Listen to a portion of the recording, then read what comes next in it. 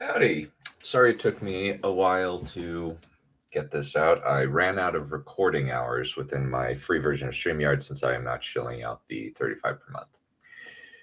Anyway, so this one's going to be interesting because there were a lot of changes in Embryo for this one. I had a lot of things that I was thinking about doing, and then other things kind of derailed it, specifically the relationship of Dana and Jay slash John.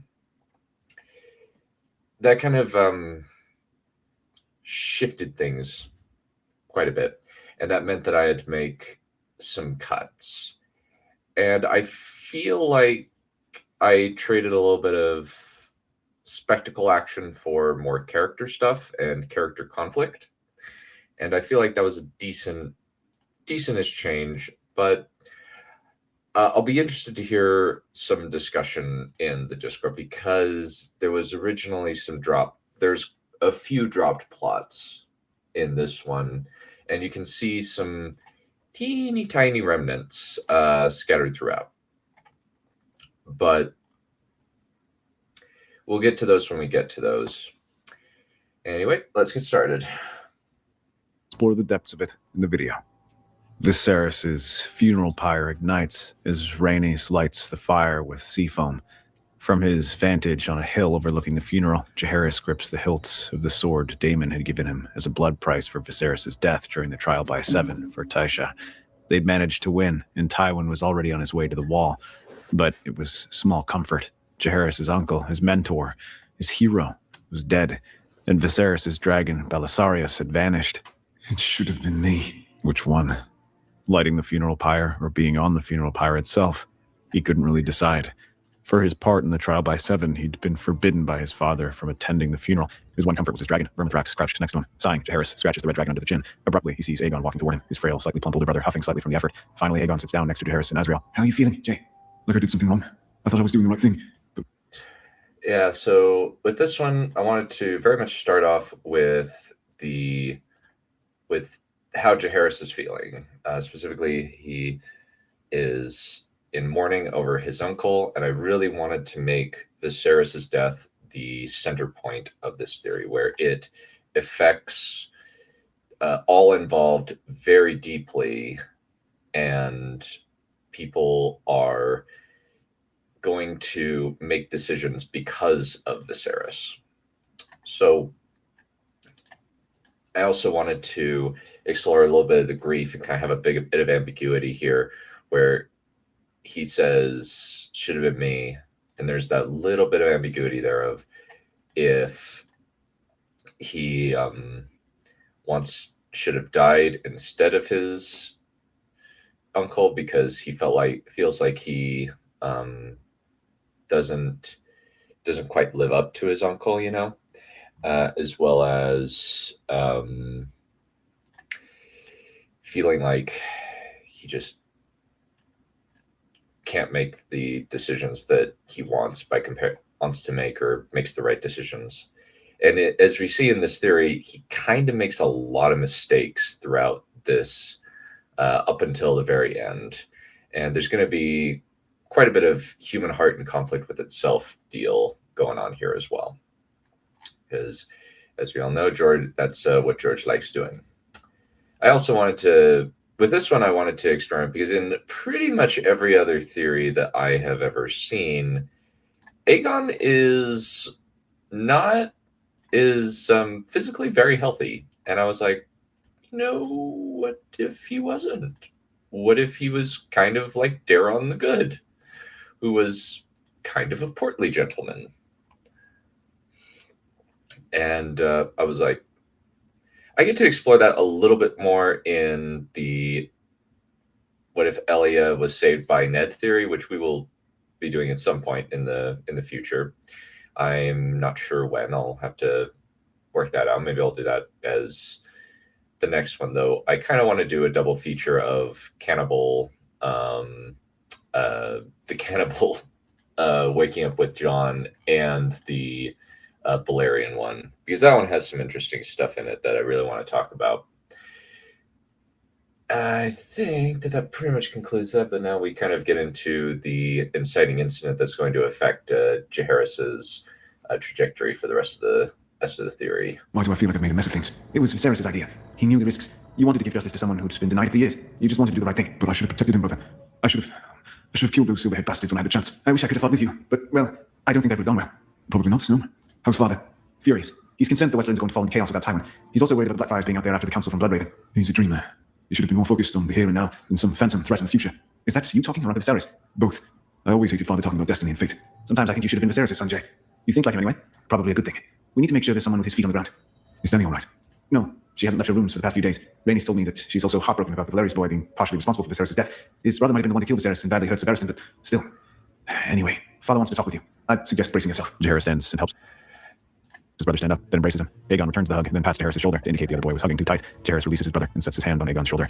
Tywin sits in his cabin. Yeah, so that one, it's just an establishment of kind of because I hadn't really done much with Aegon, and he's going to do something at the end.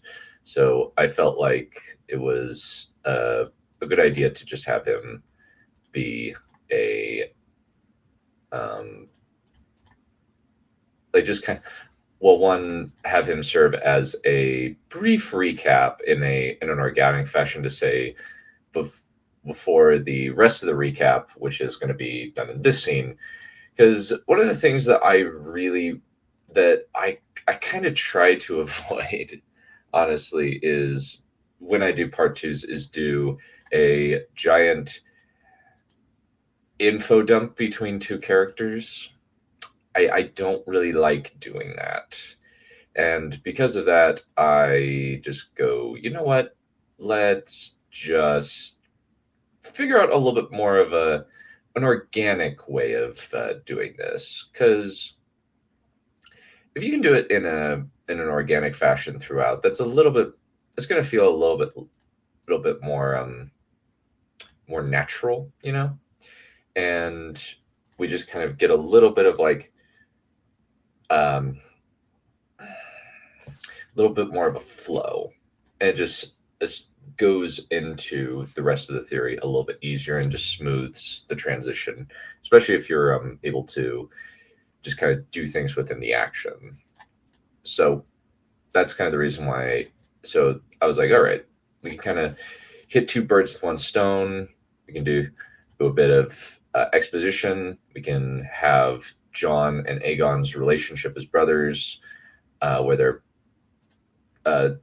leading off of part one, where they're pretty close, and Jon really respects and loves his brother and is very protective of him, and kind of still illustrating that as well when Aegon just pats his brother's shoulder to say, "Let me go, you're hugging too tight."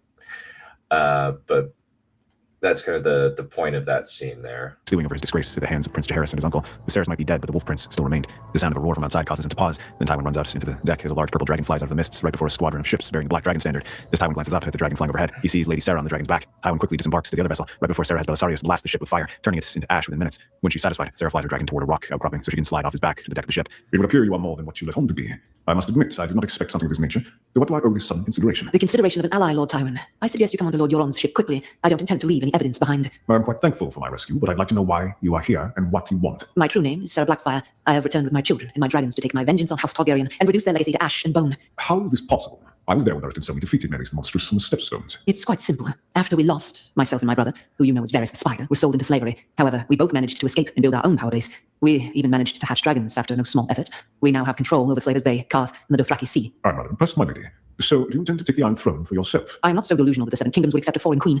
No, my son, Daemon Blackfire, fourth of his name, will sit the Iron Throne. I will simply act as an advisor. Casterly Rock will be yours, along with your old position as hand of the king to my son. Aegon will have to die, so your granddaughter will be open to marrying my son Aegor to cement this alliance. Since my son Daemon is going to wed Daenerys to ensure our legitimacy once the rest of the Targaryen line is extinguished, will you fight for House Blackfire, Lord Tywin? Not seeing any other option, Tywin draws Bright Roar and lays it at Sarah Blackfire's feet, vowing to serve her and her cause. Satisfied, Sarah raises the old lion to his feet. The next task would be beyond the wall.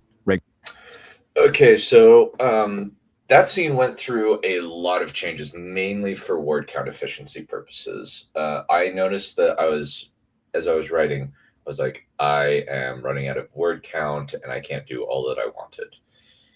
So, but to let you guys know what exactly I was planning on doing, originally, as you kind of heard there, I was thinking about bringing Euron Greyjoy in as an ally for Sarah, and he would do some long night shenanigans, bring in the White Walkers, etc.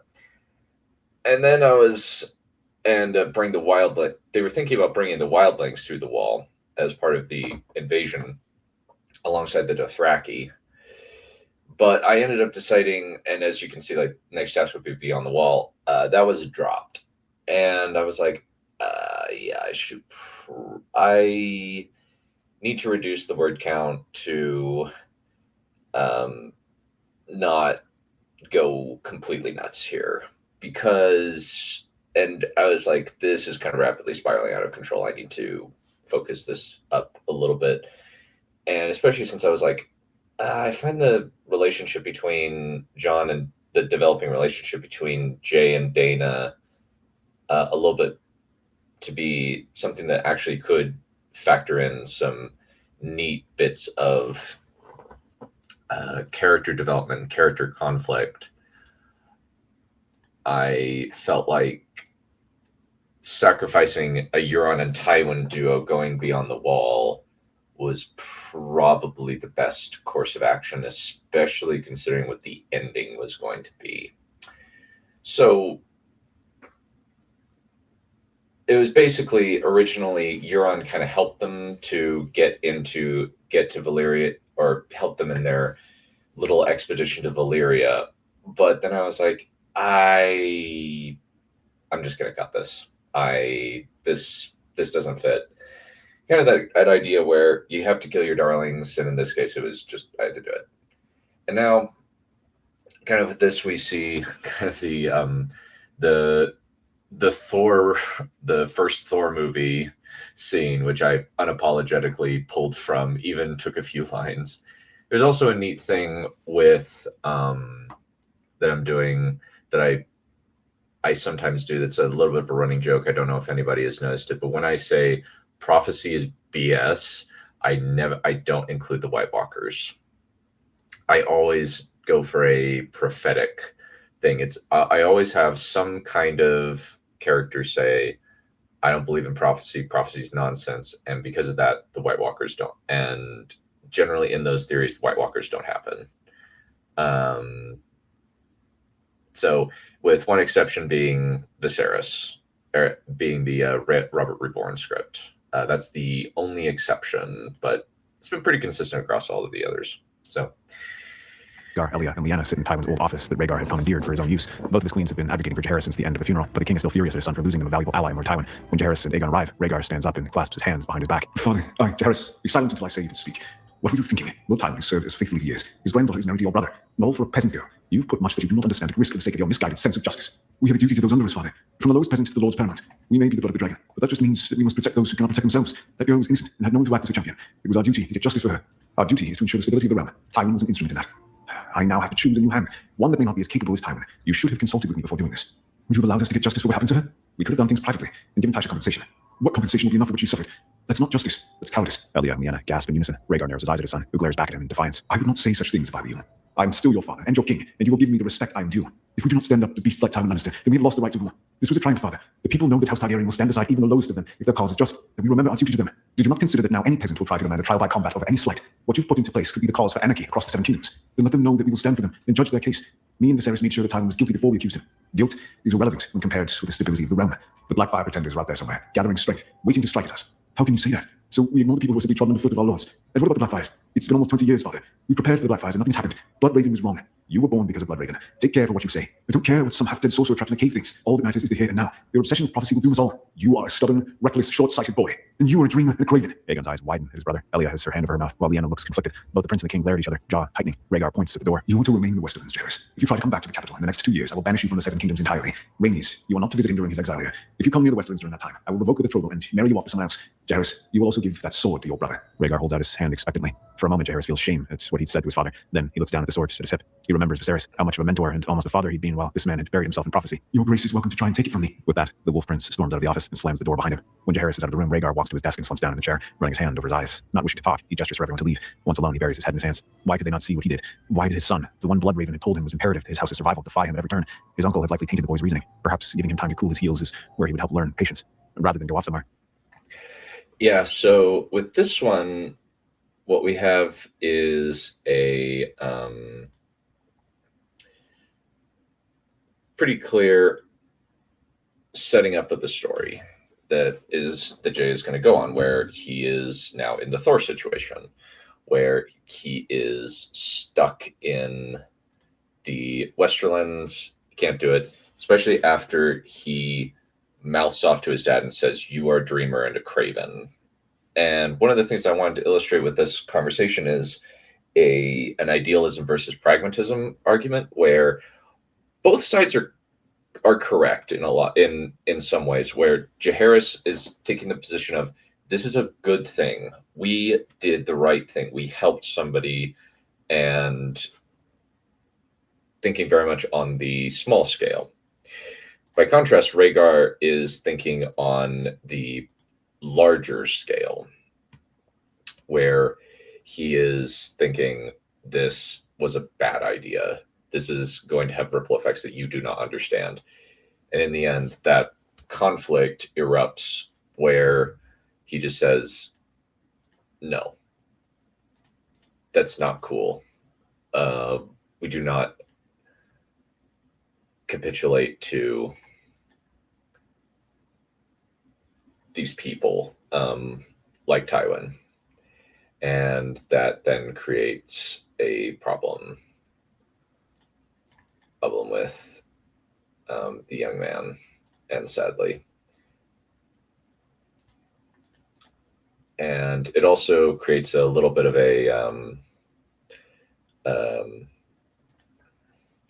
another bit of conflict where there's that additional tension of, he doesn't want to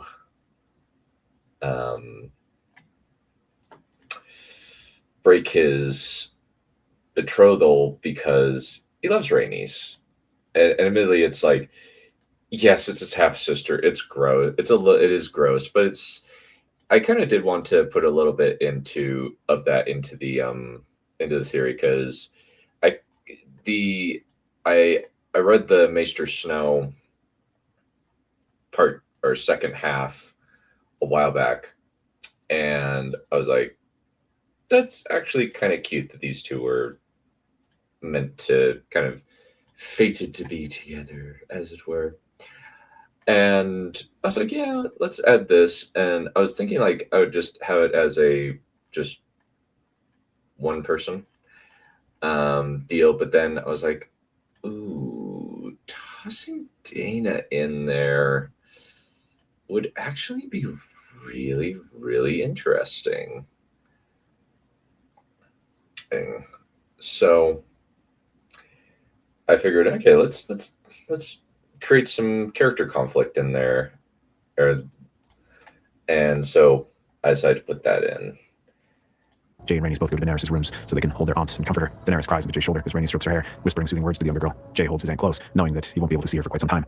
The Iron Islands are quiet, save for the growls of the dragons. Many of the Ironborn had tried to resist, but after Sarah and Aegor had reduced Pike, along with Balon Greyjoy and his sons, to cinders, they were now under the banner of the Black Dragon. The 4 Blackfires landed their dragons in the midst of Naga's bones, the curved white structures forming large ribs. Sarah tilts her head to her children, concerned by the look on Daemon's face. What troubles you, Daemon? We shouldn't have supported Lord Tywin. There was no guarantee that Viserys would die without your support, and now we have 4 dragons to their 3. Because we fought against her brother and nephew, ending up killing one of the Kingsguard and her brother. I doubt I can convince her to marry me. I imagine that the choice between being queen of the 7 kingdoms and a slave would be an easy one. How? She has a dragon. Once her dragon is dead, there will be little she can do. So we're going to force her to marry me. Why? Can't we simply turn her to our side? She seems like a sweet girl. They're all sweet girls on the surface. She's not special for anything other than her name. I won't force her to be my wife. Have you forgotten everything House Targaryen has done to us?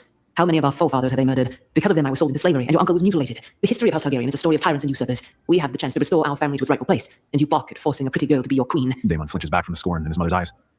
Yeah, with this one, it is kind of parallel-ish to the conversation with Jaehaerys and Rhaegar, where Damon is taking a very different set of lessons from his history than his mother is. His mother has taken the completely cynical view that we lost because we played fair. We will not play fair this time. We will use Byzantine tactics in order to win, which simply put is anything that is sneaky, mean, cruel, and nasty in order to get ahead, you are going to do. And in this case, she's thinking, "We'll just get her to marry you. I don't care how. We're going to do it." And that creates tension between them, where admittedly there's a lot of Lion King 2 in there, though there's a little bit more elements of my own design, because in the original, Kovu is much, in Lion King 2, Kovu's kind of a pawn for this bit, and Damon actually has a little bit more agency, where he's like, no, there are things that I don't like about this. This is not cool. Why? We should be thinking about this in more honorable terms. And I wanted to have that contrast between the two characters, as well as that family, explore more of this family dynamic. Sighing, Sarah forces her fists to unclench and walks over to her son. You must not waver in your purpose, my son.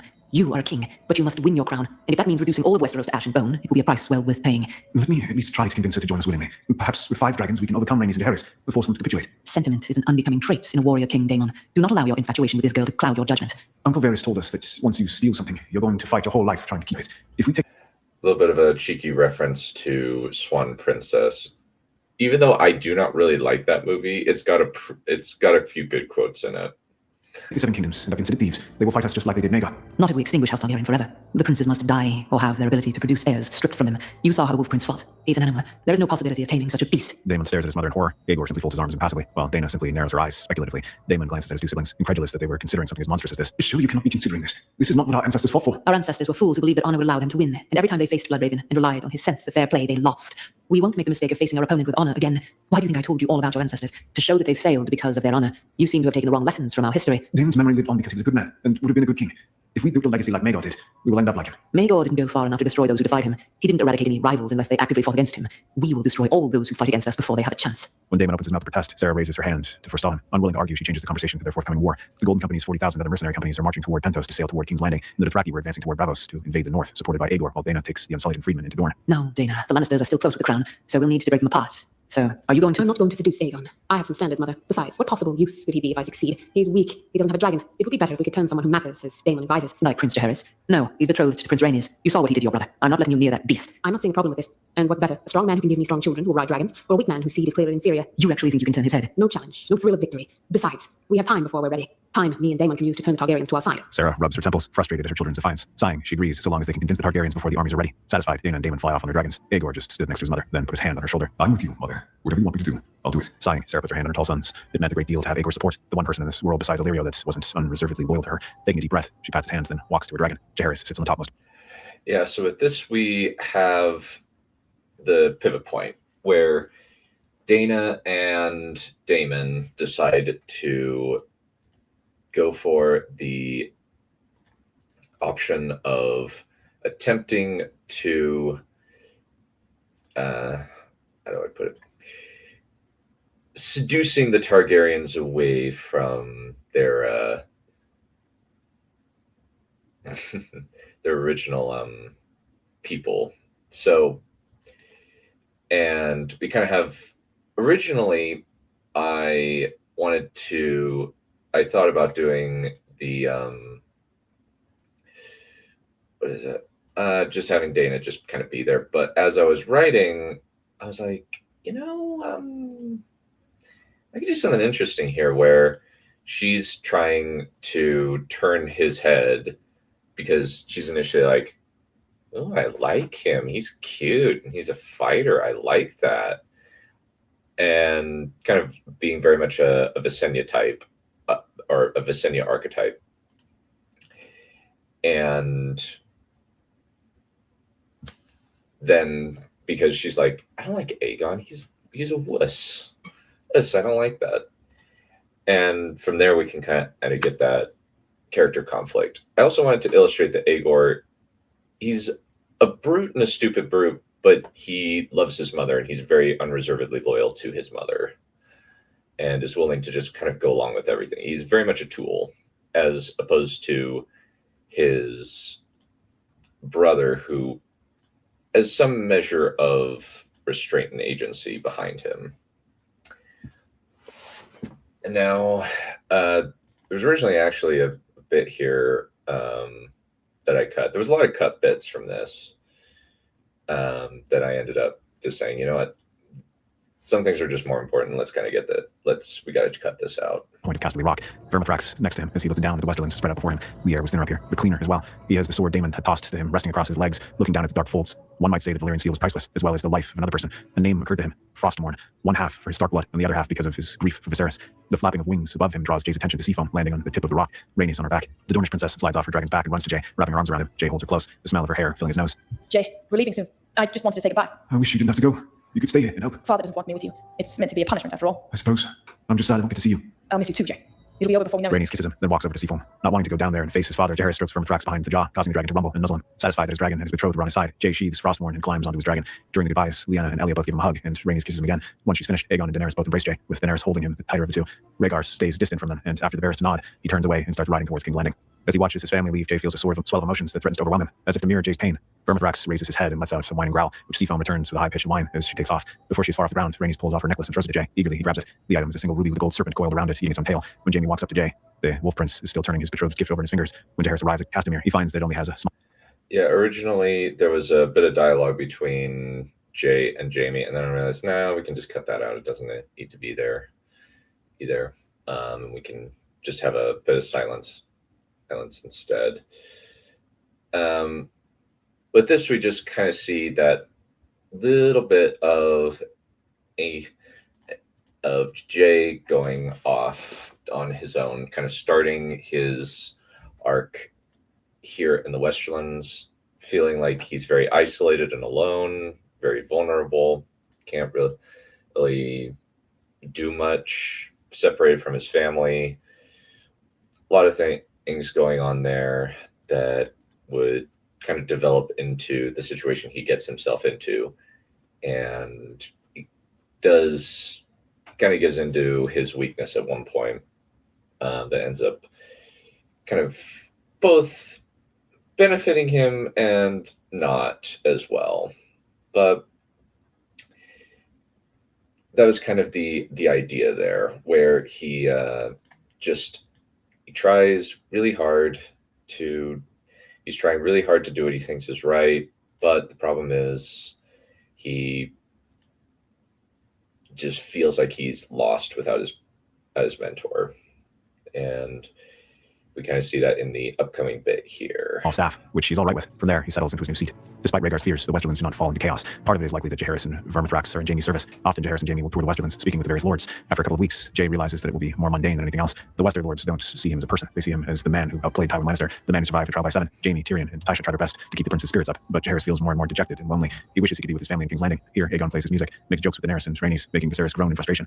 That last he'd never been able to do again. After a particularly tedious set of meetings, Jay flies to the ruins of Tarbeck Hall to have some privacy. When he arrives, Jay finds that someone is waiting for him. Dana Valerius, wearing fine leathers and light mail. What are you doing here? You're a hard man. Yep, and this is kind of the crux point. One of the things that I wanted to do is this kind of portray him as not a perfect guy, where he has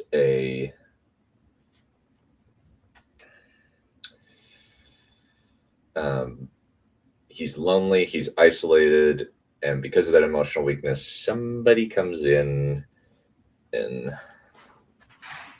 to not take advantage of him, but just insert herself into the situation. find Prince Jaehaerys. I've come to offer my services. Seeing as my brother killed your uncle, my family owes you a debt. Why is my uncle's murderer not suffering the consequences of his actions? And what can you possibly offer me? First off, Aegor has left with my mother to the Free Cities. Secondly, I am a capable fighter, and I can help keep you company. I have no use for your company. Now get out of here. You seem agitated. Can I call you Jay? You may not. All right, Jay. I have a number of skills at administration and hearing disputes, and I can be a listening ear to all your problems. I'm not interested. You might get better reception at my father's court. What about a wager? You against me. Victor is decided by first blood. You cut me, I leave with no further discussion. If I cut you, I stay and act as your shadow. You game to actually test that sword of yours? Or are you scared of losing to a girl? Jay's fist clenches. Strangely, Vermithrax reaches his head forward and sniffs at Dana. Seeming totally at ease, Dana strokes the dragon's nose. The red dragon starts to purr deep in his throat. Unable to come up with an argument that wouldn't make him look craven, Jay dismounts and draws Frostmourne. Dana draws her own Valyrian steel weapon and points it at him with one hand. Casually, Jay flicks his blade out in a pair of testing strikes, which she parries and slashes at her head. Without batting an eye, Dana moves just slightly to the left and starts circling Jay, which he mirrors. Once they've made a complete circle and his back is toward the rest of Tarvik Hall, Dana strikes out with a few testing blows of her own before moving lightning fast toward his head. Jay replicates the move she did, only to have her slash up and around, forcing him to leap backward. Smiling despite himself, Jay attacks. Both of them exchange blows, moving deeper into the ruins. The two combatants clamber up ruined and broken walls, clamber up power steps, fight across battlements. Sometimes they need to jump over gaps in the walls where trebuchets had broken through during the reigns of Castamere. Dana quickly finds herself using as much of the terrain as she could to try and get the advantage, only for Jay to keep pursuing her. She might have trained in the fighting pits with the best fighters in Essos, but Jay fought like a Dane of Starfall. Thinking quickly, Dana locks blades with Jay. For a moment, they look at each other's eyes. Then she plants a kiss on his cheek. Jay stumbles, but it gives her just the right opening. Her blade darts forward and nicks his cheek, drawing a small bit of blood. Automatically, Jay's hand goes to the small cut as he backs away. Dana puts up her sword and sheathes it. You cheated. We only said first blood. Besides, it's not as if I threw dirt in your eyes. I should just tell you to piss off. But you are a good fighter, and having someone to watch my back is appealing. Jay, it was my brothers who stood for Lord Tywin, and it was my mother's idea. We're a loyal family that stands by our allies when times get hard. Let me make amends for what happened to your Not uncle. really having any other option that wouldn't make him an oath break. Yeah, so there's a couple references in there that I thought would be kind of clever. Is actually the bit from the movie Princess Bride. Let me actually pull that up really quick because in the sword fight during the opening moves, let me actually pull that up where I'll just pull that up really quick. Let me just share this tab.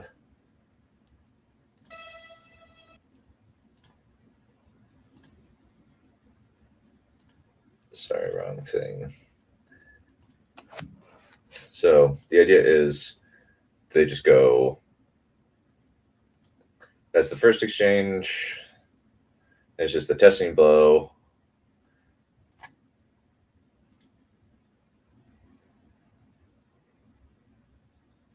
And just goes like that.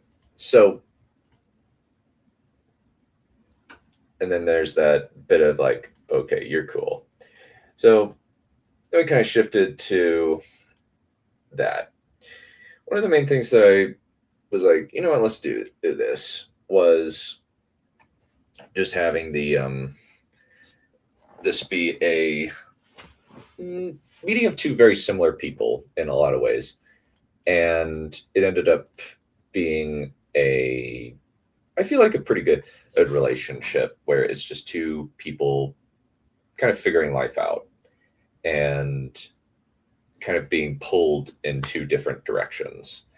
And it leads to some good character conflict and shows that she's competent and very clever. And she ends up pushing him to, I guess, take hold of his own destiny later. And she also just says, hey, I'm really sorry, and demonstrates some measure of honor, whether that's false or real. I leave up to the viewer's interpretation. I think I would say at the end, she definitely chooses the honorable path, but in the beginning, I leave it up to your interpretation. Breaker. Jay agrees. When he asks what the kiss was about, Dana just shrugs and gives him an evasive answer. Sighing, Jay climbs onto his dragon's back, then lets Dana climb into the saddle behind him. When Daemon enters the throne room of the Red Keep and kneels before the Iron Throne, Rhaegar looks down at the younger man and rests Dark Sister across his knees. I am here to offer you my services in payment for the debt that my family owes to yours. My brother has left for the Free Cities, along with my mother, but I have decided to stay and earn your forgiveness for my family's part in your brother's death. I exiled my son to the Westlands for his part in that disaster. Why should I accept your offer? I humbly ask to join your service, King Rhaegar. Judge me for who I am, not for the actions of my brother in the heart of battle. Let me prove my quality to you. At that point, Daenerys steps back and advocates for Daemon, asking for him to be her sword shield. Initially, Rhaegar wants to refuse, but Elia taps him on the shoulder and whispers in his ear. Rhaegar looks a bit closer and sees that both Daenerys and Daemon have matching moonstruck expressions. Taking a long breath, Rhaegar agrees to allow Daemon to be Daenerys' shadow, but gives the knight a strong admonition to keep her safe, even from himself. Daemon vows that no harm will come to the princess. Rhaenys narrows her eyes at Daemon, not quite sure what to think of him still, but he seems at least somewhat genuine. Daemon proves to be a capable protector for Daenerys, and they often walk through the city together, giving alms and visiting the sick houses and downtrodden of King's Landing. Sometimes Daemon is mistaken for Viserys until they see his darker purple eyes, which makes Daenerys' lips tremble. When it does, Daemon puts his arm around her and does his best to comfort the princess. When Daemon watches Daenerys tend to the people of the city in conjunction with what happened to the trial by seven, all his views on House Targaryen start to crumble. How could a house that produced people who behaved with honor be the cruel usurpers his mother had always told him they were? Maybe there could be hope for unity between the Black Dragons and the Red. One evening, the two are walking in the Godswood, and Daemon strokes Daenerys' cheek. In return, she places her hand on his chest and gets up on a tiptoe to kiss him. For a moment, they simply hold each other, content to be together. After a few weeks, Yeah, so it's kind of a, I guess, Kovu and Kiara type situation where she is very much the Kiara archetype. She's a regular girl who is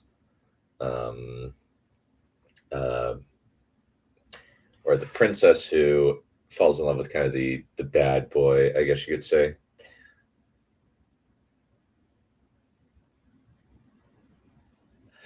And we just have a little bit of a reference in the form of judge me for who I am, or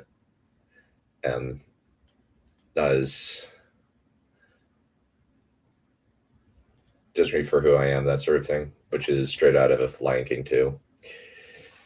In terms of the overall scene, most of it's just the establishment of Daemon trying to win back Daenerys and the lingering effects of Viserys' death still affecting Daenerys, and feeling like she really illustrating just how much of a loss this has, and how much of a ripple effect it has throughout the story. Those are kind of the main purposes of this scene. Rumors reach King's Landing of Jaehaerys having a lady with silver hair serving as his shadow, offering her counsel and sparring with him. Rhaenys is immediately concerned, and while Daemon assures her that it's his sister's attempt to build bridges, it does little to comfort her. Rhaenys might be Dornish, but Jae had been hers since they were children. While in the Westerlands, Jae and Dana grew closer together. Dana is very sharp, able to see the patterns of the various Western houses, as well as helps to find things to do for Jae to keep from being bored. A bit of Jae's melancholy about Viserys starts to fade with Dana, and often he wonders if Rhaenys would be all right with having a sister queen. He even tells her about Viserys, how the boy had been a second father to him, how he taught him to be a protector of the weak and the downtrodden, how Viserys had shown him how to fly a dragon before developing his more unique bond with Varmatax. When he does, Dana just holds his hand and listens. They also exchange stories of where they travel. Dana of the free cities, Jae of Westeros. He talks about the Wall and Winterfell, what he's seen of Highgarden and the Riverlands and Dorne, while she tells him all about Karth, Pentos, Astapor, and even the Dothraki Sea. The sea of brass is high as your waist as far as the eye can see, eh? Now that would be something to see. It is. You should come fly over Essos. I know all the best places in Astapor, Yunkai, Karth. We could even fly over Valeria, see what's down there. My family recently led an expedition there and managed to retrieve quite a few things of value, including that sword. Imagine what we could bring back with Vermithrax. I think that Rhaenys would love to come. She's heard so many stories from her uncle that she wants to see firsthand. It would be like Daemon, the Road Prince, and Lena together. Daemon pauses in disappointment, which Jae notices. As they keep talking, Dana sees that Jae has his heart set on Rhaenys, though there is a look in his eyes when he talks to her. If she wants him to turn her away, she's going to have to do something drastic. Her mother had gifted her a love potion, often used in listening pillow houses, and perhaps with that, he could actually lose some of his inhibitions and choose her, even if for now it was on a paramour basis. Dana and Jae sit in his office in the lower area of Castamere discussing what they can do to try to help the Westerlands. Casually, Dana walks over to the wine glass and pours a couple of glasses for them. For a moment, she considers putting the potion in the glass, then she hesitates. Does she want to trap him, her friend? When she had a duty to her family, her mother had already allowed her to change the plan. Could Dana live with failing her mother? Shaking, she puts the potion in one of the glasses. Automatically, Jae takes the glass and starts swirling it as he looks down at the map. I think we should visit the Golden Tooth soon. We haven't been there in a few months. We should try to let them know that their liege lords would like to hear what their needs are. I think that's a good idea, but we've been talking about this for hours. Maybe we should take a few minutes to recuperate. You're right. I really do appreciate you being here with me. It's nice having a friend. You're welcome. But do you think we could ever be more than friends? Your father has two wives after all. Rhaenys is Dornish. Perhaps she would be all right with it. I could talk to her. I don't know how she would take it. We've been for... Yeah, so with this bit, we see that Jae, he's wavering. He's got that bit of confusion. He's like, well, there's this, I like this girl. She's helping me out. I really feel like I'm connecting with her, but then there's also my long-term girlfriend that I just can't see right now. And kind of, I think that there's a lot of people that have had a similar-ish situation where like there's like that girl at work that you like or whatever. This is just kind of a fantasy version where we kind of just illustrate kind of the frailty of humanity. And even though there's kind of I gotta be loyal, but there's still that little bit of temptation there. And I felt like that would be a fairly compelling angle to take with this. And she's actually just kind of saying, hey, well, what if we could be together? And he's like, I don't know. And he's feeling very conflicted at this point between the two. And in a little bit, and I was kind of thinking like, what if she does do it? And then I was like, if she does do that, the audience is really, really gonna hate her because that's functionally date that's pretty much date rape if she does that. So I was like, ever be conflicted, and in the end have her make a different choice, and then that causes the ripple effects that lead to the rest of the climax. Each other since I was a child, following her around. It's something precious to me. Dana sighs in disappointment, but doesn't respond. Jay raises his cup in a toast, then moves to take a drink. Before he can, she quickly snatches it from his hands and trades it with hers, apologizing for the mix-up. Jay's eyes narrow as she takes a drink from the spiked cup. As soon as it goes down, she feels the effects of the potion. Not wanting to stay, Dana stands and makes it as if to leave, but Jay catches her hand and asks if something's wrong. Dana lets him hold her hand for a moment, then the love potion takes over. Unable to control herself, Dana flings her arms around Jaehaerys and kisses him. For a moment, he just stands there, then starts kissing her back. Maybe some of the love potion was on her lips, or perhaps he felt the same way about her that she did about him. What was in the wine? Something I thought would make you love me, and then I realized that you do. It's just someone else got there first, so I couldn't let you drink it. Something to get me to forget my honor for a night? Dana nods. Jaehaerys looks down at the cup, swirling it around. For a moment, Dana thinks like he's about to drink it. Then he pours the wine out before tossing the cup aside. Immediately, Dana slumps in disappointment. Then Jaehaerys pulls her into a kiss, this one more passionate than the first. You didn't need a potion to make me love you. This time, both of them initiate the kiss. The two lovers share a passionate night together, falling asleep wrapped around each other. Though after, Dana doesn't know how to feel about it. Should she be happy that he'd chosen her, or that she was going to have to betray him? The next morning, Dana decides that it's time for her to go. However, before she leaves, she has to try to convince Jay to leave with her. She knows how soon. Yeah, so at this, it's that one little moment of weakness where he just gives in, accepts that he likes her, and then they bone. One other thing here that I definitely wanted to illustrate is that Jaehaerys isn't perfect. He's got a lot of weaknesses and human frailties, like loneliness. He's not a perfect paragon. And we also see Dana. I wanted to kind of illustrate she's not a bad person. She's actually an okay person, where she is very much considering using the love potion to drug him, make him like her, and then she decides, you know what? No, I'm not going to do that to him. I'm going to stick to my integrity and drink it myself. Even I didn't realize that when I was writing, but it's basically the Shrek deal, the Shrek 2 deal, for anybody who remembers that. For anybody who doesn't, the context is Fiona's dad, near the end, gives her a love potion to fall in love with Prince Charming. But instead of doing that, he puts it in he takes that cup instead, because he sees how much Shrek loves her. And I thought that would be, and I was like, oh, I didn't realize. I actually feel very embarrassed that I didn't put that I did not think of that when I was writing it, honestly. But that was the big kind of piece there. And I wanted to illustrate, okay, these two really do have serious feelings toward each other. I wanted to kind of keep it ambiguous with a few little things here and there of who really holds more of Jaehaerys' heart. And I thought this would be a good kind of piece, first little piece, because there's kind of that feeling of, who does he like out of these two more? And I thought that this would be a big part where him and Rhaenys have not done the deed as of yet, but he gave his V card to Dana. He swapped V cards, so to speak, and so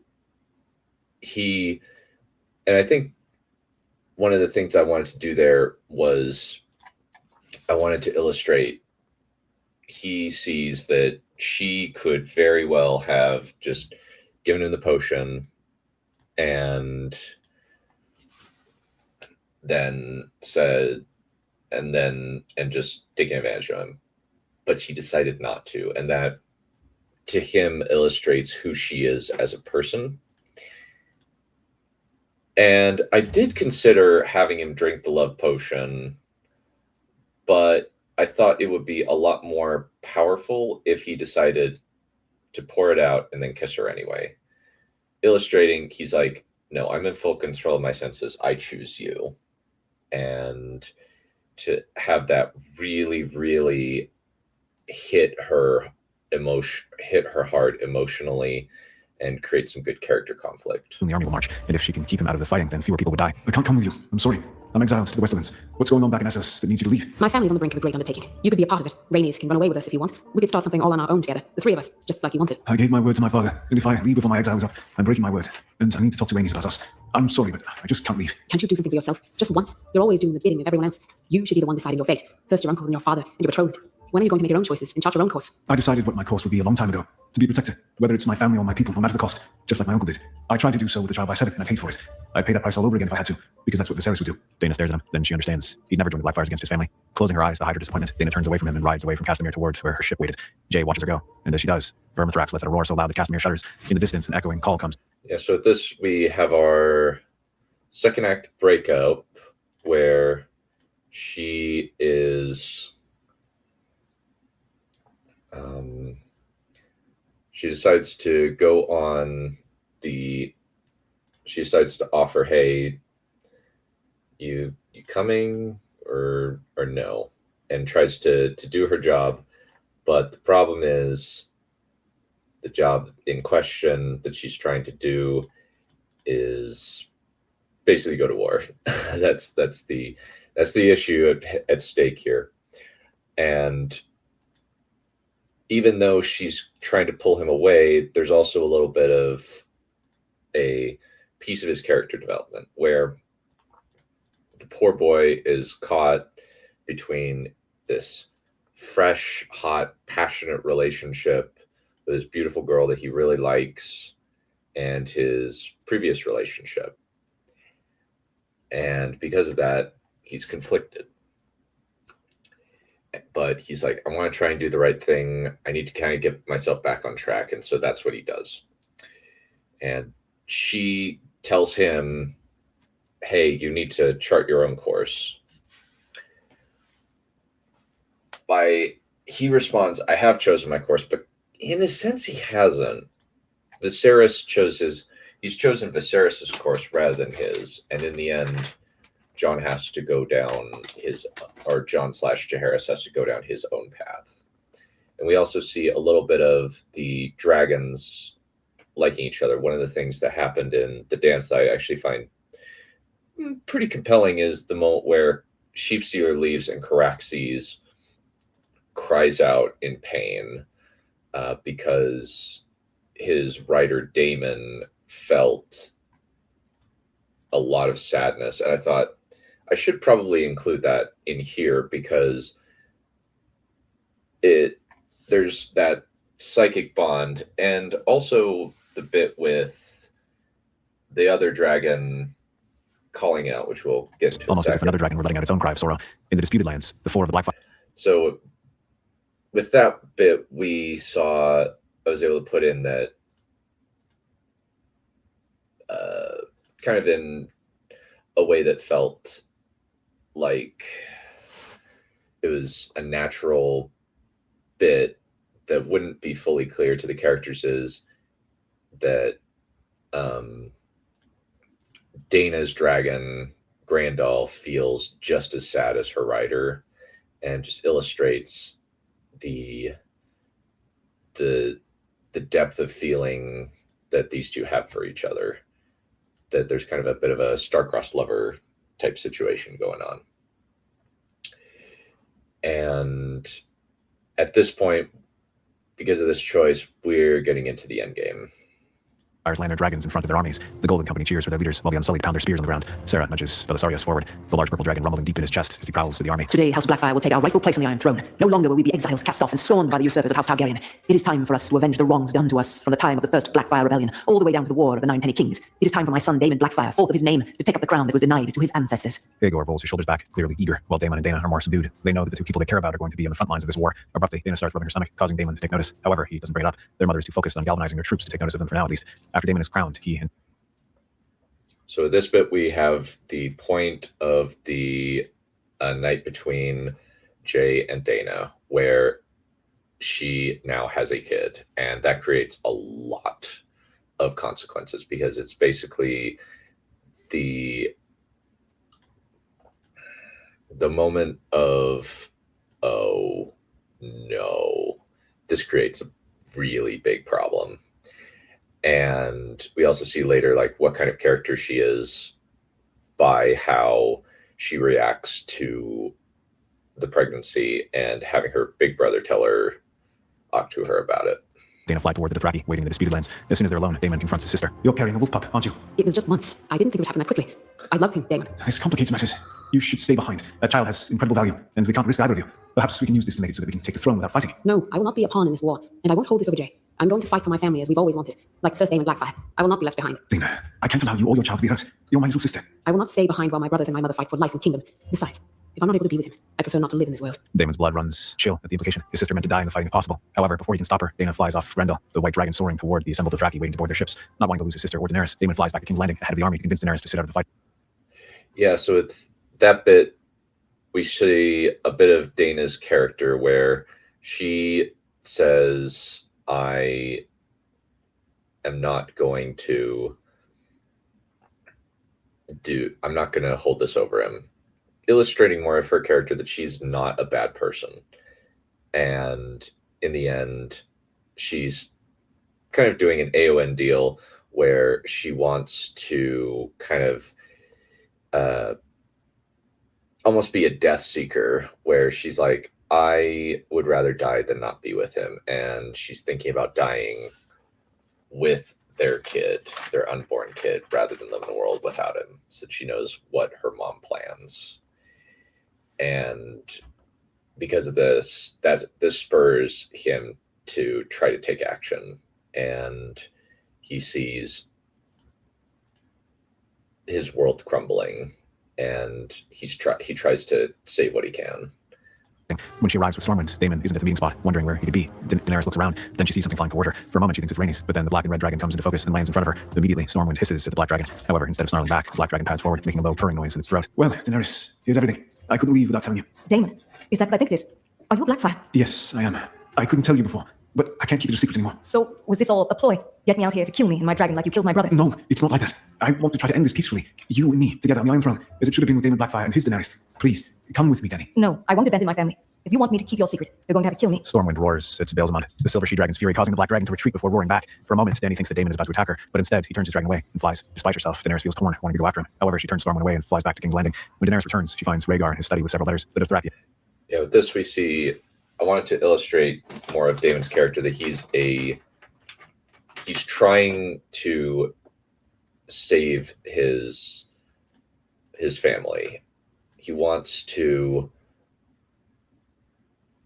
be able to have this ideal ending. The problem is that's not how it works. He's put in a choice, and that choice is going to very, very much affect him, sadly, in a very, very bad way. Forgive me.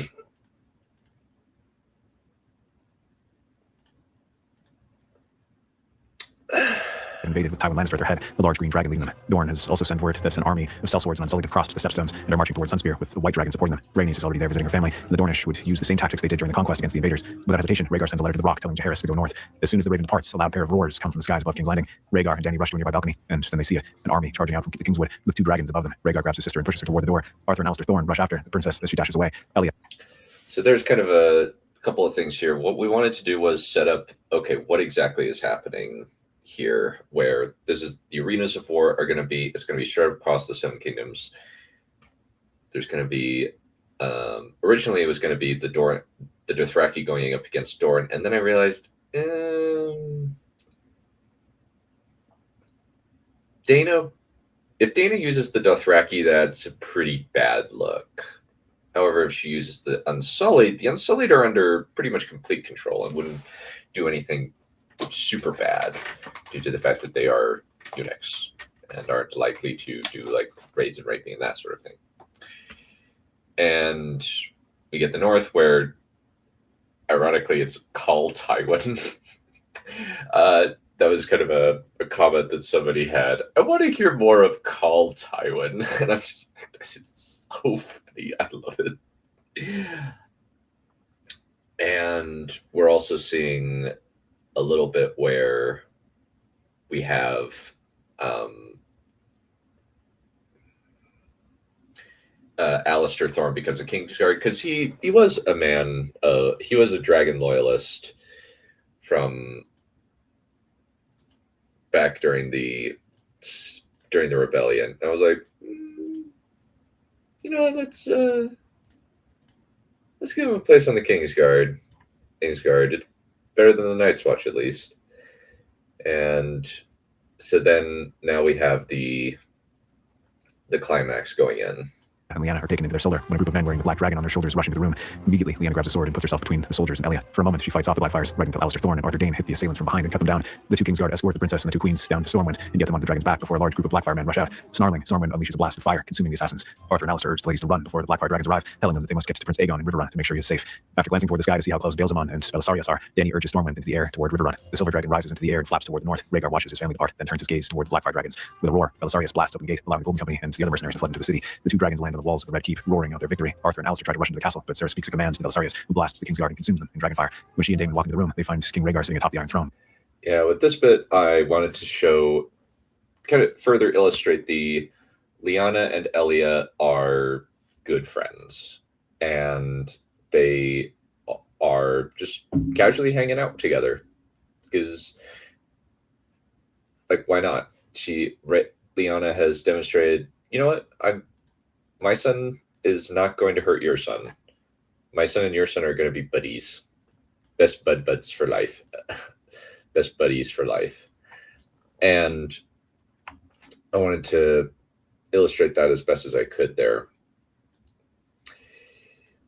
And then we just have the simple bit of action. This bit's the critical bit where we have one of the first turning points in Daemon's arc. With Dark Sister unsheathed. You're sitting on my son's throne, Rhaegar. You'll have to take it from me.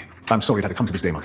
I thought better of you. Daemon flinches at the cold rebuke, but Sarah remains unfazed as she strides toward the throne. Rhaegar's grip tightens around Dark Sister's hilt, his eyes fixed on the Blackfire lady. Well, it is fitting that Blackfire and Dark Sister should face each other after so long. We'll at least give you a chance to die with honor. A chance you never afforded me or mine. Why don't you go home to Essos? Might save yourself some trouble. I am home, Rhaegar. Looking resigned, Daemon draws Blackfire as Rhaegar descends from the throne with Dark Sister in his hand. The Blackfire Pretender and the Silver King's blade meet in a clash of steel. Blue sparks flies, the two duel across the room. Daemon's strikes are less than enthusiastic, barely keeping ahead of Rhaegar. Sarah's jaw tightens as she yells at Daemon to kill his enemy. For a moment, Daemon hesitates, then he attacks, unleashing a barrage of strikes at Rhaegar. Now that Daemon has committed, Rhaegar finds himself hard pressed. Finally, Daemon smacks Rhaegar's sword aside and flicks Dark Sister out of his hands. Breathing deeply, Daemon puts his blade to Rhaegar's throat. The king slowly kneels, keeping his eyes on Daemon's, smiling. Yeah, so this bit, we see some more of the character conflict. There are admittedly bits of, should Rhaegar have lost like this? But since he was able to wound Bobby B, who was one of the preeminent warriors of his day. And my thought is, yeah, probably. But my thought is, he's been training pretty hard for this for most of his life, so I think it would be a good fight at least. So, and now we see Sarah's determination and have that meeting, finally the meeting on equal, or at least meeting of characters as they are. And I even pulled the bit from from Lion King 2 where she says, "I am home," after being told to go home. Very, very much illustrating the difference and the drive of this particular character. Sarah walks up beside Daemon, looking down at Rhaegar with an expression of triumph on her face. Well done, Daemon. Just like we've always planned. Now kill him. No, he's our prisoner. We can use him. He's no danger anymore. Please, let's show them that we can be merciful. There can be no mercy for them. But before Daemon can do anything, Sarah draws her knife and opens Rhaegar's throat. The king falls to the ground, clutching at his neck. Daemon stares down in horror at the older man, then drops to his knees and frantically puts his hand to Rhaegar's throat in a vain attempt to stop the bleeding. When the king finally breathes his last, Daemon looks up at his mother. Why? He was unharmed, at our mercy. This is their due for what they've done to me. They should be grateful that I mean to allow some of them to live. Daemon looks down at his blood-stained hands, unable to get any words out. Not seeming to care, Sarah walks out of the keep, motioning Daemon to follow. Dutifully, he does what his mother commands. The two dragons fly toward the west, where Daenerys had gone. Yeah, so with this, it is the first blow to Daemon realizing just what kind of monster his mother is. She's an understandable monster, but she is a monster, and she's just willing to casually murder an unarmed prisoner just because of her personal vendetta. And we're about to see the next blow in a few minutes. And kind of before this, I wanted to kind of illustrate Dany being very much like her ancestor. Well, not ancestor. Actually, distant relative, Rhaenys the Queen Who Never Was, where she is incredibly brave in the face of some pretty daunting odds. Jaehaerys receives the letter telling him of the war in Dorne in the north. Shaking, he closes his fist and slams it against the table. The north didn't have dragons, while Rhaenys was in Dorne facing off against another dragon rider. He should go north to help his uncles, but every instinct in his body was telling him to go to help Rhaenys. He had no time. He had to act. Viserys would have known what to do. He'd always known what to do. But if Viserys was gone, Jae would have to make a choice. Not his uncle's, not his father's, his choice, and no one else's. Shaking, Jae runs outside and summons Varmithrax. The Scarlet Dragon descends from his perch and allows Jae to leap onto his back. Daenerys lands near Deep Den, telling the two queens to dismount so she can draw the other dragons away. So, in terms of the scene that we just had, this is the point where Jaehaerys locks in and decides, here is going to be my choice. I've kind of been led around by the whims of fate. I'm going to take my destiny into my own hands, as Dana had advised, kind of illustrating the effect that these characters have on each other. And Jae feels conflicted around, where should I go? Should I go help my uncles? They don't have a dragon. Should I go help the girl I love and betrayed? And we're about to see what his choice is going to be. Elia and Lyanna look up at her and try to protest. The Danes cuts through their protests. You'll be able to hide from them better than if you're flying with me. Besides, I don't want to risk either of you. Get out of here, both of you. Before they can say anything further, Daenerys takes off, aiming toward Harrenhal. Seeing her run, the Blackfire dragons turn and follow. As she gets closer to the Golden Tooth, Daenerys glances backward, seeing that both of them are after her. Taking a long breath, Daenerys gathers her courage and turns Stormwind toward her enemy. The Silver Dragon lets out a roar of challenge, which is returned by the other beasts. Narrowing her eyes, Sarah urges Belisarius towards the smaller dragon. That's my brother's dragon, you thief. There's still time to surrender, Daenerys. You can still be queen. I'd sooner die. Fine, that can be arranged. Angos, Belisarius. The great purple dragon roars and charges Stormwind. Shrieking, Stormwind swerves. So with this, I wanted, as I said earlier, I wanted to have Dany just have that moment of self-sacrifice where she is sacrificing herself for her sisters-in-law and saying, no, I'm going to draw them off, you escape, and then she decides to turn and fight, and the consequences are going to happen because of that.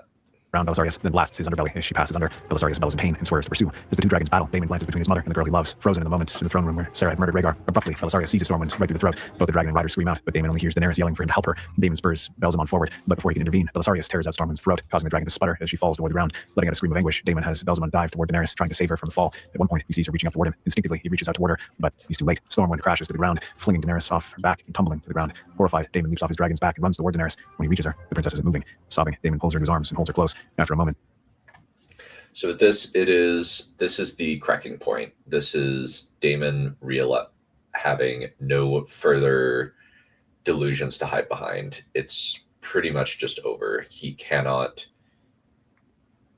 in good conscience, continue. And I wanted this to illustrate she dies in a really brave fashion, saying, no, I'm going to stick to my principles. I'm not just going to give up, as well as illustrating the depth of feeling she had for her brother, where she says, that's my dragon, you thief, or that's my brother's dragon, continuing to illustrate the influence that Viserys had on the family. Sarah lands her dragon and places her hand on his shoulder. Ignoring his mother, Daemon tenderly removes the necklace he'd given Daenerys and holds it in his fist. You killed her. I love this girl. She was kind. She was brave, and you killed her. It was unavoidable, horrible as it was. I hope you can forgive me. There are other girls, my son. You. She cuts off as Daemon draws Blackfire and swings at her. Sarah clutches her throat as Daemon yells at her. No. All my life you told me the Targaryens were all cruel usurpers, and now I see that you are the cruel one. Then he sees it, the blood pooling around Sarah's fingers. Shaking, Daemon looks down at his sword, the spot of red on the tip. Sarah drops to the ground, choking and gasping. Blackfire slips from Daemon's fingers as he rushes to his mother, whispering it had been a mistake. He hadn't meant to. He hadn't. It did nothing to save her. For a moment, he kneels between them. Belisarius roaring and flaring before he flies away, where Daemon did not know or care. All he knew was that they were dead, and it was his fault. He hadn't chosen a side, and now he'd lost both his mother and his love. Shaking with grief, Daemon looks down at his blood-covered hands, then turns his eyes toward the north, feeling something like madness sweep over him. Daemon grabs Blackfire and rushes to his dragon. There was nothing for him to live for now, but perhaps he could do something to atone for this. Dana and Grendel. Yeah, with this we see a different kind of death seeking. One of the things, kind of to talk about from the beginning, a lot of that conversation is actually a reference to a combination of things. One is the conversation that Davos has with Melisandre about Shireen in the TV show, which, even though it's in season 6, which is one of the weaker seasons, I still like that exchange, and I want to kind of pull some of that emotion where he is deeply, deeply affected by Daenerys' death, and he's like, he sees all of her good quality, not that she was pretty, but that she was a good person, that she was kind, she was brave, and she went down swinging even though she could have kept running. And from there, when his mother says that girl was replaceable, that's when he snaps and says no, you were wrong the whole time. And he ends up killing his mom because he, in a fit of rage, he just loses control because he has stomached enough, and then because of that he loses everything because he did not choose a side and kind of suffers the consequences, and creates a contrast with Jaehaerys, who chooses his side, makes a stand for his principles, and acts from there. Fly over Dorne, trying to find Rhaenys. The princess had proven elusive, as had the forces within Dorne itself. Rather than fighting her head-on, Dorne had abandoned their castles and gone underground, quite literally in places. Despite her attempts to find their bases, the enemy seems to vanish into thin air, raiding their troops. Only the discipline of the Unsullied kept them together. Perhaps she should just go through Dorne to the Reach and maybe the Westerlands. As she approaches the Hellholt, she sees the shape of a blue dragon flying over the mountains toward her. Seafoam lets out a roar, which Grendel matches. Dana feels a pang of guilt as the blue dragon moves to engage her. Perhaps this was how she was meant to die. At least Jae would be happy with his princess, not knowing about what they could have had together. If she killed Rhaenys, then Jae would never forgive her. Dracarys. Angus, Grendel. Growling, the white and gold dragon dodges the blast of fire. Yeah, so before we get into the dragon dog fight, we definitely wanted to have a bit of conflict where Dana's like, oh, I want to be with Jaehaerys, but I know that if I kill his long-term girlfriend, he will never forgive me. Maybe this is my opportunity to die, but I'm going to go out swinging. I'm not going to just roll over and give up. And tries to hit her opponent from the side, only to have Seafoam duck under Grendel and swerve upward. The two dragons collide over the Hellholt, both beasts tearing and snapping at each other as they attempt to get purchase on the other. Screaming, the two dragons tumble downward, then separate. Rhaenys attempts to blast Dana with fire, but Grendel ducks through a pass in the mountains, avoiding the flames and rising toward the sky. Growling, Dana attempts to get close with Rhaenys, but the blue dragon flies higher and higher, putting the sun between them. Dana covers her eyes, then the scream comes as Seafoam drops towards her, talons outstretched. Grendel shrieks and turns in the air, letting Seafoam pass before grabbing the blue dragon's wing from in her fangs. For a moment, Dana locks eyes with Rhaenys, the girl who had everything she wanted. All she needed to do was just have Grendel rip off Seafoam's wings, and it would be over. At that moment, a familiar roar sounds from the north. Dana looks up to see Vermithrax flying toward them, the red dragon's wings flapping. Instead of crippling the other dragon, Grendel releases its prey and flies towards Vermithrax as Seafoam attempts to right herself. Jae and Vermithrax rapidly close with the white and gold dragon. Instinctively, he slips into his dragon's mind. Roaring, he starts to close with his opponent when he sees Dana on the dragon's back. For a moment, he hesitates, then his rage takes over. Rather than trying maneuvers, Grendel charges Vermithrax head on, fire blasting from her jaws. Dexterously, Vermithrax dodges the attack and comes up under the other dragon, buffeting her with its wings and clawing at her stomach. Snarling, the two dragons snap at each other. Then Vermithrax grabs onto Grendel's neck with his powerful jaws as the white dragon screams in pain. Jae looks down at Dana, the Blackfire girl is smiling up at him. Then she blows him a kiss and closes her eyes, shaking. Jaehaerys has. Yeah, so the conflict is, and the tension is Dana going to kill Rhaenys? Because she is a little bit more aggressive and we have that bit of conflict where normally these two, in a kind of another story, if these two kind of knew about each other, it would be a fight over him. But in this, it's Rhaenys is trying to defend her home, and Dana actually wants to die, but she wants to go out swinging. And that creates a conflict between that is a little bit more interesting than just a simplistic cat fight. Right? Over, he's my man, no, he's my man, that sort of thing. Vermithrax release the other dragon and start diving her toward the ground. Both land on the ground, and Dana quickly dismounts and drops to her knees. Jae stands over her, Frostmourne in his hand. I'm glad it's you, Jae. Why? Did it mean anything? It meant everything to me. But it's over. Just end it. I don't want to be in a world where I can't be with you. Jaehaerys raises his sword, looking down at the girl who'd stolen his heart. Memories of their time in Castamere flow through his mind. Quivering, he tries to muster his nerve, but he can't bring himself to do it. Rhaenys lands near them and sees Jay with his sword. Yeah, so but we also see with the fight between them where he freezes and is like, then when they fight, Dana just accepts her fate. She's like, I'm okay if you kill me. But then we have, and he's feels betrayed, and she just says, no, it meant everything. Just end it. It's okay. I'd rather have you do it than anybody else. Which one of the people in the Discord said, yeah, if you had him kill kill her and his unborn child, it would have destroyed me, like Red Wedding level destroyed me. And I was like, I thought about it, but I was like, I don't think I'm gonna do that. I think that it works better if there's a reconciliation. Like that would be a little bit more satisfying. Maybe in a different thing, we would do it, but it didn't feel like it would make sense. It also, there's the illustration of Jon couldn't bring himself to kill Ygritte in his other life, and I felt like he wouldn't kill Dana, especially if they had shared something. He would be unable to do it, and it would have been really shocking, but it wouldn't have felt right as a character, because he doesn't even know Ygritte and he can't kill her, whereas he knows her, has been intimate with her, and has fallen in love with her. He wouldn't be able to do it. And we also have the little bit of the resolution here with Rhaenys coming up. Raised over the Blackfire girl. At first, she's elated that their enemy was defeated, but then she notices that Dana has a hand on her stomach as she looks up at Jay. Jay, stop! She's pregnant. What? No, it was just once. Did you two? I'm so sorry. I wanted this to end without him knowing. Is that why you didn't kill me? Dana nods. Jay looks away, clearly ashamed. Rhaenys takes a long breath, then takes his hand. It looks like we'll have to live with each other. If you kill her, you'd be killing your child. I don't want you to have that on your conscience, Jay. Shaking, Jaehaerys drops his sword and hugs Rhaenys. For a moment, Dana just looks at them, eyes sad. Sighing, Rhaenys offers her hand and gestures to Dana to join them. Surprised, the silver-haired girl joins the hug. Jaehaerys holding them both close. Finally, they separate, and Dana tells them the full extent of the Blackfire's plan. We need to get to King's Landing. We need to make sure our parents are all right. After that, I need to purge the Dothraki from Westeros. Put an end to Sarah and Aegor Blackfire. Please, Jay. Spare Daemon if you can. He's not a bad person. If I can, I will. But I make no promises. Let's go. With Dana, with Jay and Rhaenys, the goal. Yeah, so at this, we show most of what happens in this is showing what kind of person Rhaenys is, where a lot of it is actually built around she loves Jaehaerys and can see that clearly she's pregnant, and she's like, no, you can't just kill her. That would destroy you.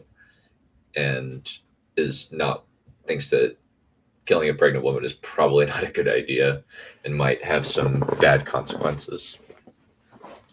And then she just says, hey, okay, I'm okay with bringing you into the family.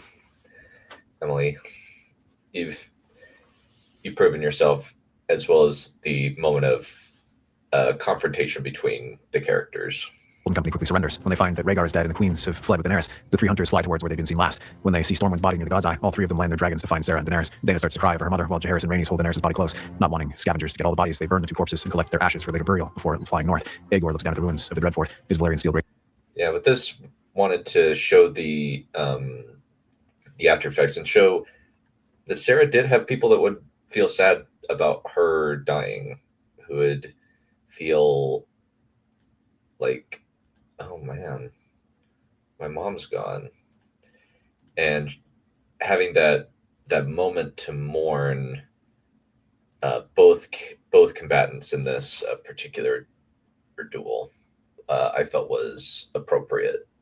Sword in his hand. Ashbringer growls and tears into the corpse of a horse. This was the last spot before Winterfell. The Northmen hadn't had time to coalesce, and with Aegor and Ashbringer supporting them, the Dothraki had washed across the land like a tide. Sheathing his sword, Aegor mounts his dragon and flies toward Winterfell. As he does, he sees a black shape flying toward him.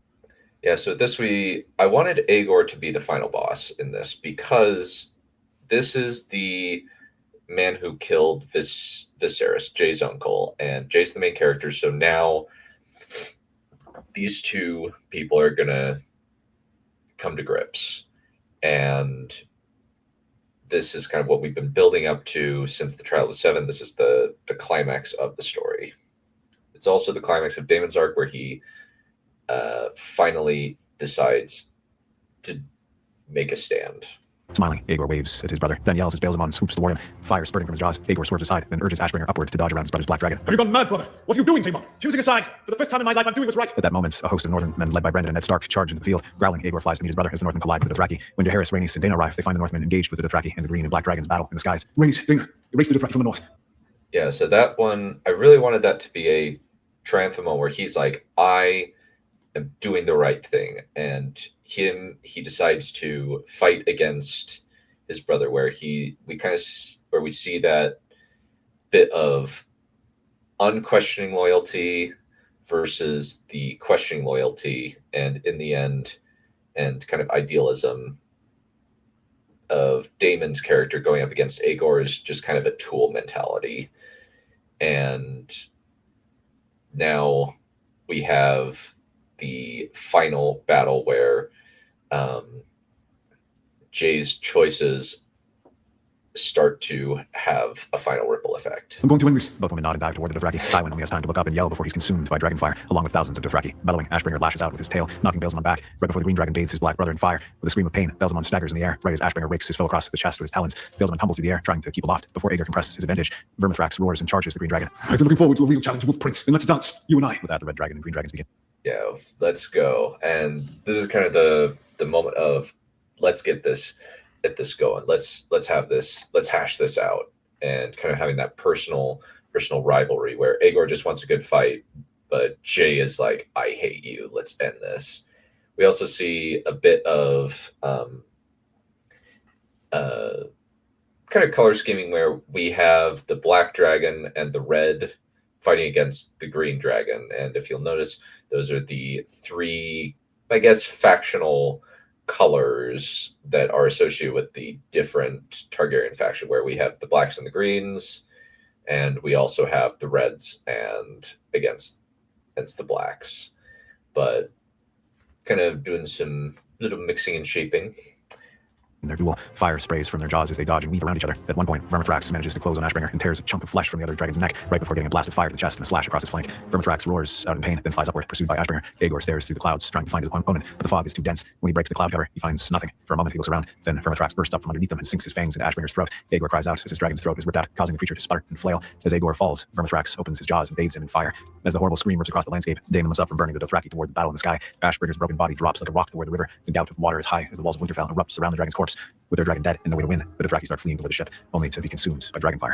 Shaking, Daemon takes Baelzemon down to the ground, climbing off his wounded dragon's back and dropping to his knees among the ashes. Jaehaerys and Vermithrax land close to the black dragon. The wolf prince's face a mask of iron resolve. What happened to Daenerys? We found the bodies, but no one could say what happened. I couldn't save her. My mother killed her and her dragon. I couldn't bear the grief. I lashed out and killed my mother in anger. If you want to kill me, please do so quickly. I don't want to live in the world without Dany. I'm not letting you off so easily, Blackfire. You're going to be paying back the debt you owe to Daenerys for the rest of your life. You want to honor her memory and serve the realm. Daemon pauses, looking up at the prince. Shaking, he draws Blackfire and lays it at Jaehaerys' feet. Now that the threat has been dealt with, all four... Yeah, so this we see kind of the conflicted loyalty going of Daemon bowing to the certain loyalty of Jaehaerys, where he says, no, you're not going to die. You are going to serve the realm, and you're going to honor her memory.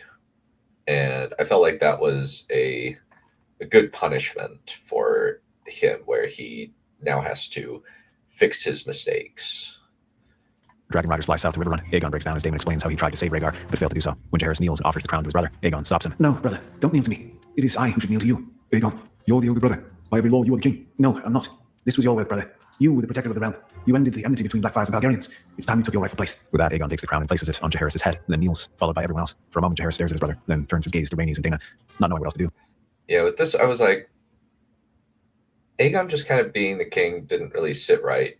And so I felt like illustrating that bond between them is that Jon basically does all of the work and Aegon is like, you know what?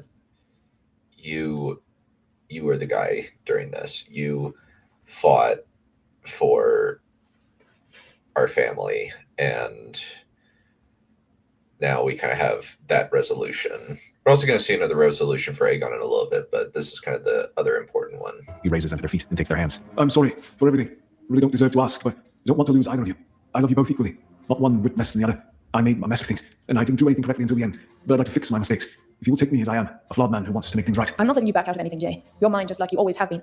And I don't want to be parted from you again either. I've been yours since the child of 7. If you want me, you can have me. Sighing in relief, Jaehaerys kisses first Rhaenys, then Dana, causing everyone to stare. On their way, they find Belisarius. Aegon claims the dragon, flying alongside his siblings, as Rhaegar had promised. All three of them are crowned in the Great Sept. Daemon putting the Valyrian crown of Conqueror on Jaehaerys' head, while Elia and Lyanna pass their crowns to Rhaenys and Dana respectively. When choosing his small council, he declares that Daemon Blackfyre will serve as his hand. The other man accepts, knowing that it is going to be his penance for the rest of his life. With that, the work of setting the realm the right begins.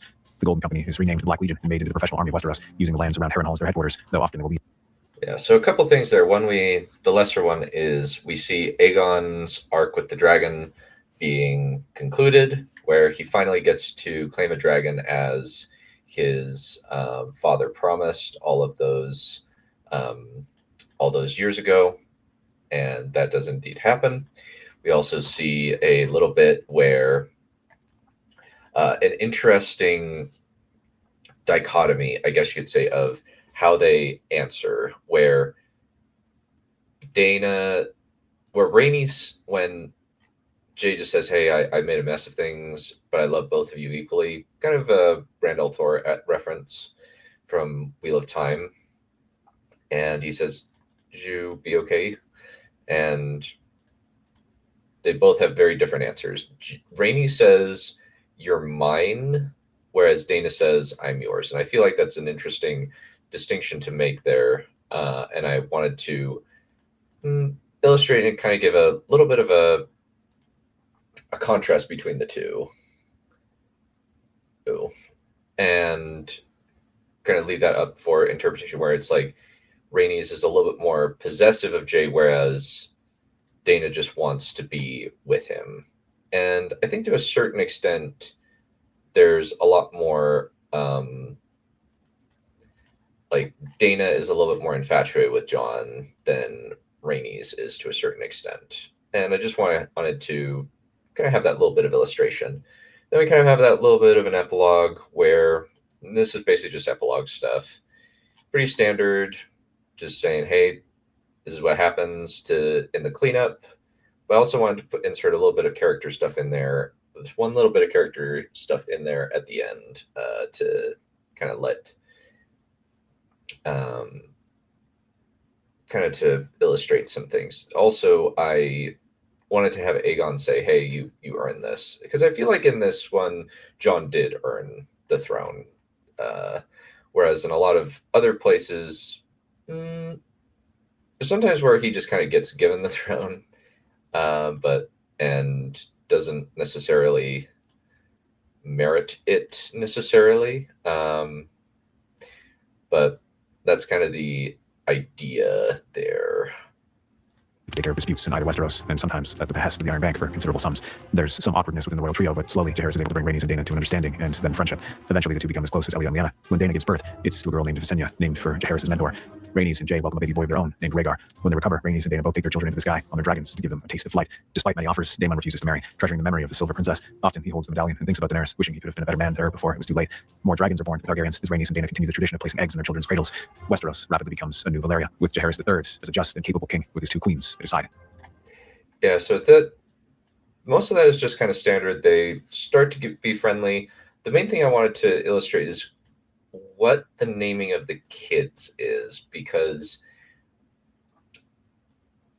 the kid that he has with Rhaenys, she names after her dad, that he had a little bit of a strained relationship with, but she had a good relationship with. But with Jay and Dana, he names the girl after his mentor that he loves. And that illustrates, maybe Jay loves Dana just a little bit more, like feels more with her because he named his kid with her after the person that was most important to him. So that was the main points that I wanted to end on with this. But yeah, promised I'd kind of talk a little bit more about my uncle at the end, and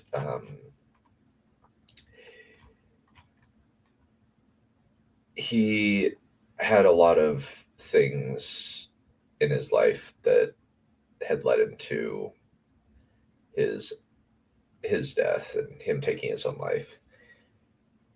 And his note's actually pretty uplifting, and I wanted to illustrate this for some people that might feel lost. He really felt like he could only have healing beyond the grave. And I just wanted to give some advice to everybody that just got to hang on. You just got to hang on. Try to make choices that you feel like you can live with. Remember, there are people that love you and care about you. And try your best to